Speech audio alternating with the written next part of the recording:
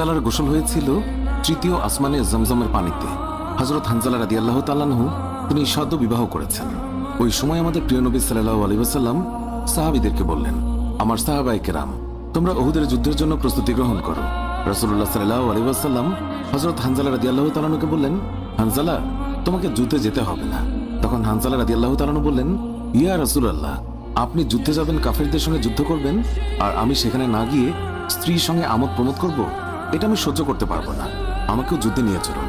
রাসূলুল্লাহ সাল্লাল্লাহু আলাইহি ওয়াসাল্লাম তখন বললেন, হানজালা, আমি তোমাকে আদেশ দিলাম, তুমি বাড়িতে থাকো, তোমাকে যুদ্ধে যেতে হবে না। হানজালা তখন নবীর আদেশ শুনে কাঁদতে কাঁদতে বাড়ি চলে গেল।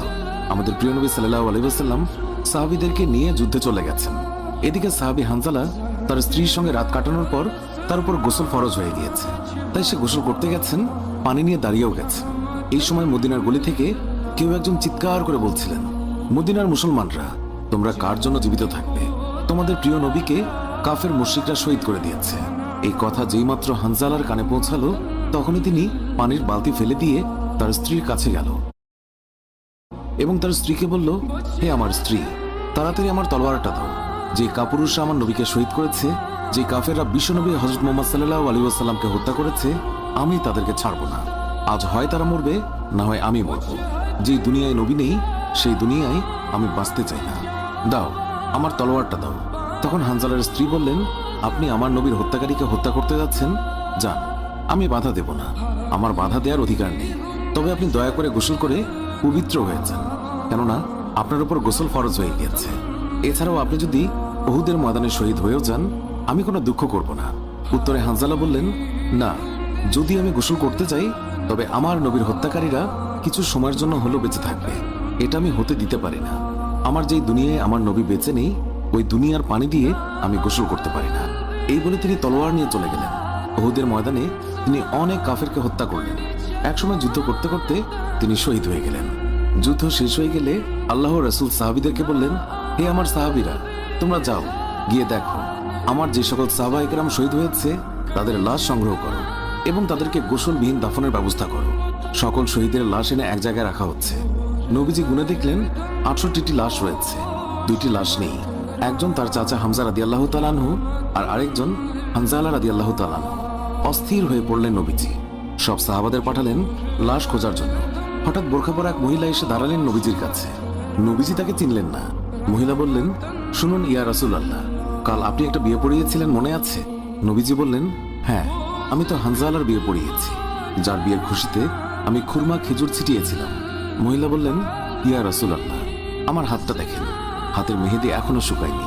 কাল বিকেলে বিয়ে হয়েছিল, আর রাতে উহুদের যুদ্ধের জন্য বের হয়ে যান হানজালা। ওনার উপর গোসল ফরজ হয়েছিল, কিন্তু উনি গোসল করে বের হতে পারেননি। যাওয়ার আগে শুধু বলে গেছেন, যদি বেঁচে থাকি তাহলে দেখা হবে দুনিয়ায়, আর যদি শহীদ হয়ে যাই তাহলে দেখা হবে জান্নাতে। নবীজি কাঁদছেন। মহিলা বললেন, ইয়া রাসূলুল্লাহ, শহীদদের তো আপনি গোসল দেন না, আমার স্বামীকে আপনি একটু গোসল করিয়ে দেবেন। নবীজি সম্মতি প্রকাশ করার পর একজন সাহাবী দৌড়ে এসে বলল, ইয়া রাসূলুল্লাহ, হানজালাকে পাওয়া গেছে। সবাই গেলেন, গিয়ে দেখলেন সাদা কাফনের ভিতরে লাশের মাথায় পানি। নবীজি হানজালার মাথায় হাত দিলেন।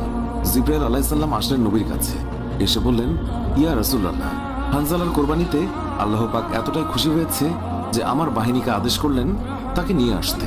ইয়া রাসূলুল্লাহ, আমরা ফেরেশতারা তাকে তৃতীয় আসমানে নিয়ে জমজমের পানি দিয়ে গোসল করিয়েছি এবং তার শরীর থেকে যে সুগন্ধ পাচ্ছেন, এটা আল্লাহ পাকের বিশেষ খুশবু, মেশক আম্বর আতরের ঘ্রাণ।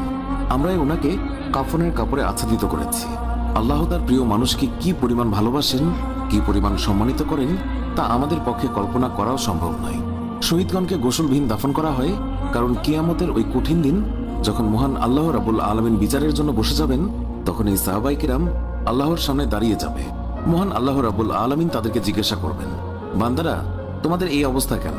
তারা তখন বলবে, রাব্বুল আলামিন, আপনি তো জানেন আমরা আপনার ওই সকল বান্দা যারা আপনার বিরুদ্ধে যে সকল কাফের মুশরিক কথা বলে তাদেরকে হত্যা করতে গিয়ে শহীদ হয়ে গিয়েছিলাম। আল্লাহ তাআলা বলবেন, ও আমার বান্দারা, তোমরা যারা আমার জন্য তোমাদের জীবনের মায়া ত্যাগ করেছিলে, তার জন্য আমি তোমাদেরকে আজ বিনা হিসাবে জান্নাত দান করলাম। হানজালার গোসল হয়েছিল